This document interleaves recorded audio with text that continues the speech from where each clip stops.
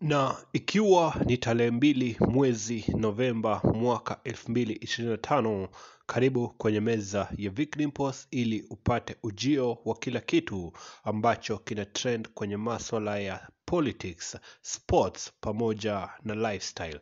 Na hivyo siku ya leo kwenye sekta ya spoti unapata kwamba tunashuhudia the New York Marathon, na ni marathon ambayo Wakenya wameingojea sana kwa sababu mkongwe katika riadha kwa jina la Eliud Kipchoge ambaye ameweka rekodi mingi kwenye riadha duniani, siku ya leo atakuwa anashiriki mbio hizo. Ikumbuke kwamba kando na Eliud Kipchoge kushiriki kwenye New York Marathon, hizi zitakuwa ni mbio zake za mwisho kwenye karia yake, kwa sababu baada ya hapa anastaafu rasmi kutoka kwenye riadha na atakuwa anazingatia sekta zingine kama vile sekta za kuwa mkufunzi wa wanariadha. Na hivyo siku ya leo macho yote yatakuwa yanaangazia Eliud Kipchoge akiweka mark ya mwisho kama mwanariadha kwenye New York Marathon, mbio ambazo zitakuwa zinafanyika siku ya leo. Na hivyo